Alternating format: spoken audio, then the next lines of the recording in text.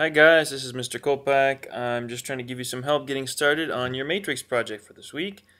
In the first part of this project, what you're doing is you're using matrices to solve a bunch of equations to help you fit a particular polynomial. So I've given an example in the project sheet that you have, but I figured that it might be good to see another example with a bit more detail. So what follows is my description of the way I would do it if I had to do this project. Now, of course, you can't choose my example as your polynomial or anything very much like my example, but the techniques that I use are the same that you can use. Alright, so I hope that this helps. As always, send me a message, an email if you're struggling. That's okay. That's what I'm here for. Alright, so you see that big dark black horizontal line. Well, everything above that line is what I would do before I switch polynomial information with my partner. Okay? So I just chose a random 5th order polynomial. You have to choose one that's between 5th and 10th order. Obviously, if you want more of a challenge, you can increase the order. So I'm just going the easy, low effort way here. If that's what you have time to do, then that's what you need to do. If you'd like more of a challenge, feel free to choose a polynomial with greater order. But you see it at the top there. It's x to the 5th minus 2x to the 4th plus 3x to the 3rd minus x squared plus 6. So my coefficients are 1, negative 2, 3, negative 1, 0, because there is no x term, and 6. And I need to pick 6 values of x, because I have a 5th order, I need at least 6 points, plug them in and see what y values they correspond to, and that's what this work at the top is. You can see that I'm just plugging in each value of x in turn. I've chosen the x values of 0, 1, negative 1, 2, negative 2, and 3. Now, why do you think I chose those? Right, because they're small and the math is easier. You don't have to choose those, but it will make things easier for you if you do. And you see the result of each one. In red, to the right of each line, I've plugged in the resulting x and y pair. For example, plugging in an x of 0, I get out a y of 6. That's really easy. Plugging in an x of 1, I get out a y of 7, etc. Okay, so that's what you need to do before you switch polynomial information with your partner.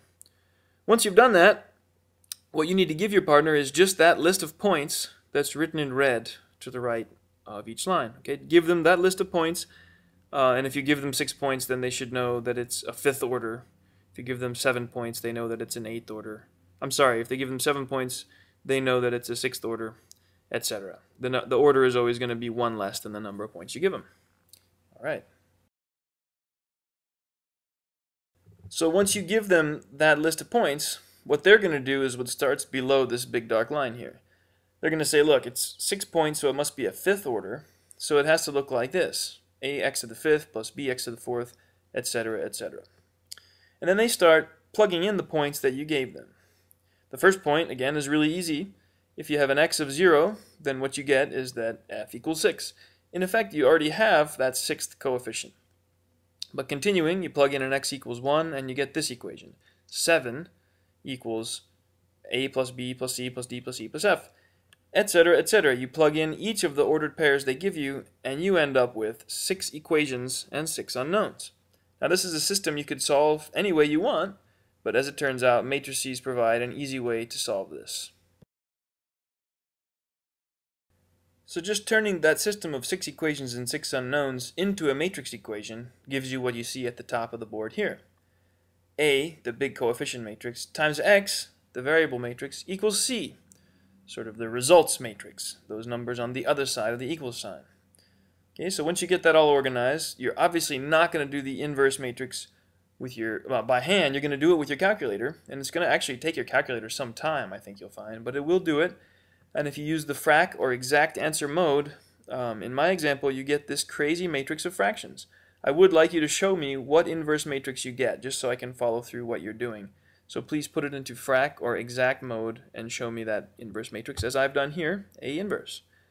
Then multiplying A inverse times C, you end up with the answers. X, the matrix of coefficients from the original function that your partner chose, and there's the answer. I really hope this example helped you guys. Once again, please, please, please contact me if you need more help.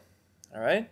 I don't think this is that bad, and keep your eyes tuned to YouTube for some more videos helping you through some of the other parts of the project. Good luck, and I can't wait to see what you guys come up with. Kolpak out.